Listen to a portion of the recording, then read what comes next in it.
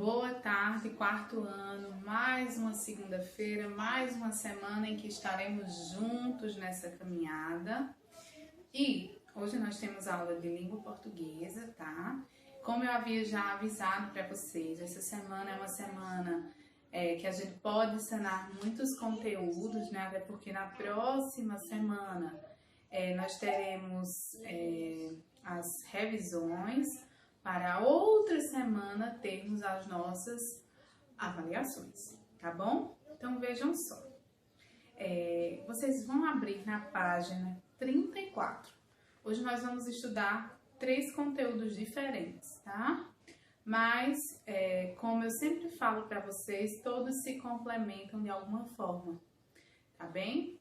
Então, na aula passada, a gente acabou estudando literatura de cordel, né? Hoje a gente vai ter um foco mais na língua, tá? E teremos também uma videoaula para casa. E eu depois vou explicar para vocês a atividade complementar que os pais de vocês foram buscar na escola, nesse vídeo extra que eu vou gravar, tá certo? Então já tem uma atividade complementar, vocês já ficam ligados que além disso, né, da aula de hoje propriamente dita, nós temos atividade para casa e conteúdos para casa, certo? Página 34 fala sobre palavras compostas, tá? Vejam só, esse conteúdo foi algo que nós já trabalhamos em algum momento. Por quê? Lembram que a gente trabalhou o processo de formação de palavras e dentro desse processo a gente tem um tipo de classificação por composição.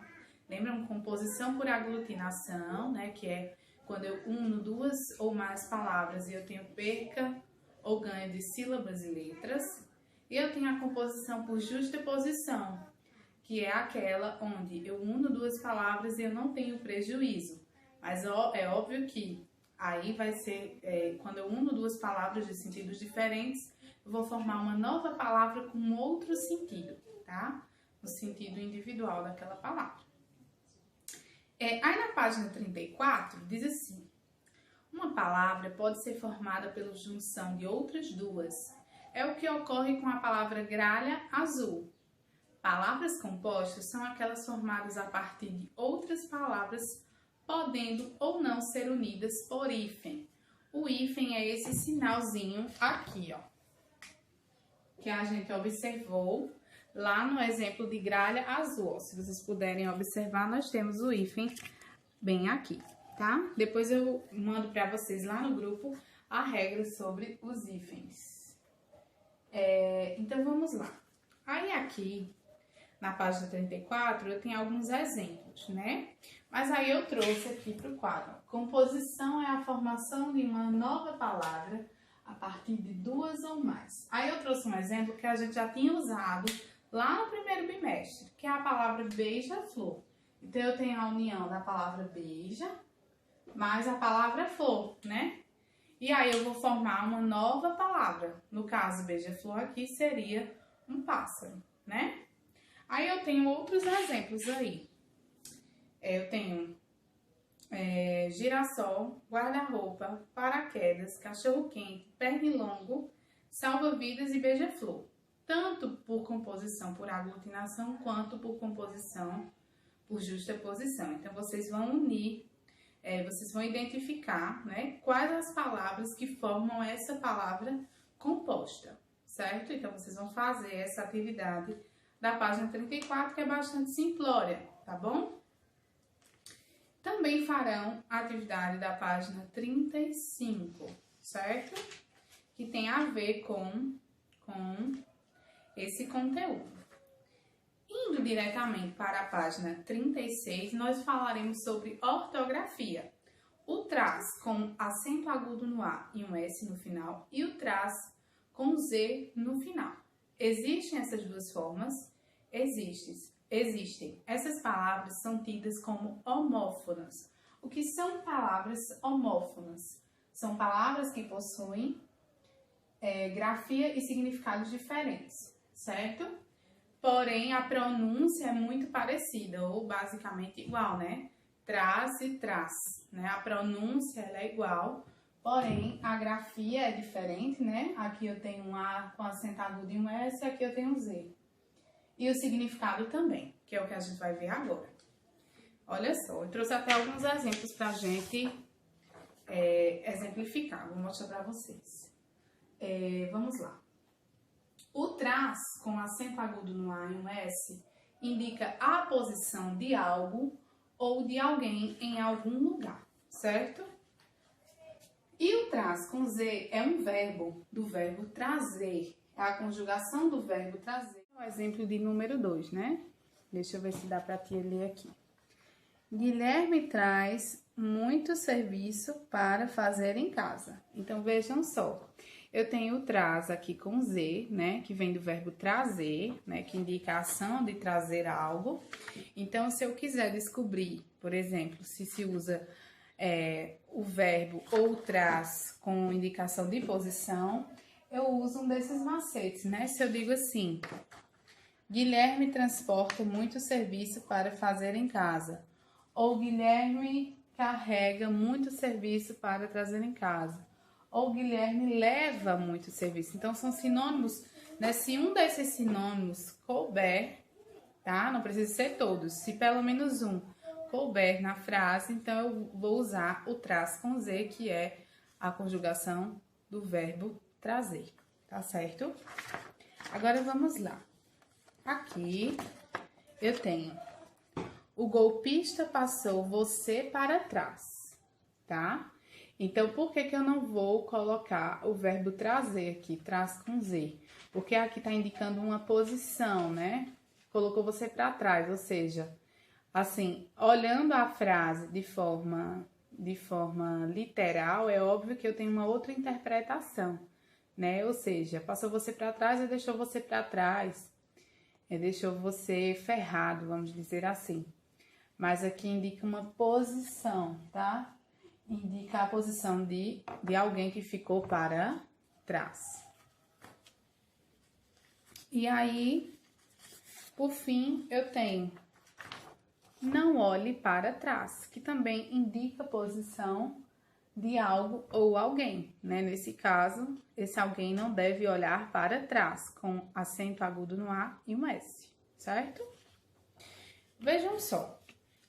Então, com relação a esse conteúdo, vocês farão a atividade da página 36 e na página 37 a gente vai falar um pouquinho sobre concordância, tá? Então, concordância, nessa atividade vocês precisarão saber o que é um adjetivo uniforme, um substantivo uniforme e ainda a questão da concordância nominal. Eu vou explicar para vocês bem direitinho, tá certo? Vejam só. Na página 37, tem explicando bem direitinho nessa partezinha de baixo. Lembram que os adjetivos, né, é a classe de palavras ou a classe gramatical que qualifica ou caracteriza o substantivo. O substantivo, por sua vez, é a classe gramatical que dá nome aos seres animados e inanimados, não é? Não foi isso que a gente já aprendeu? Portanto, os adjetivos que não sofrem flexão de gênero, ou seja, masculino e feminino, são chamados de uniformes. Vejam esse exemplo. O menino leal e a menina leal. A palavra leal, que é um adjetivo que está qualificando tanto o menino quanto a menina, independente do gênero, masculino e feminino, não sofreu nenhuma alteração, tá? Leal é usado tanto para o masculino quanto para o feminino. Portanto, esse é um adjetivo uniforme. Isso também acontecerá com o substantivo. O substantivo, ele, como diz aqui, ó, na página, deixa eu mostrar para vocês, na página 38. Os substantivos que apresentam uma única forma, tanto para o masculino quanto para o feminino, são chamados de uniformes. Nesse caso, o gênero pode estar evidente nas palavras que os acompanham como artigos e adjetivos. Prestem atenção. Então, vejam bem, aqui é um caso parecido. Só que aqui, ó, eu tenho o artigo O e tenho o artigo A, né? Aí eu digo, o artista brasileiro, né? Aí, ó, o O indicando que é masculino e o artigo também. a artista brasileira. O A indicando que é feminino e o A de brasileira também. Agora, o artista, que é um substantivo, continua do mesmo jeito para os dois casos, tanto para o masculino quanto para o feminino, acompanhado desses dois artigos, porque se trata de um substantivo uniforme, eles não se modificam, tem uma forma tanto para o masculino quanto para o feminino. E por fim, também na página 38, a gente vai falar um pouco sobre concordância nominal, tá? A concordância nominal, ela tem a ver com o gênero, né, masculino e feminino, que ocorre entre o substantivo e as palavras que o acompanham. Então, geralmente, o que é que acompanha o substantivo numa frase, né? Normalmente, um numeral, né? O, a, os, as, como a gente já aprendeu. Não, gente, numeral é uma, uns e umas. Aí a gente tem os artigos.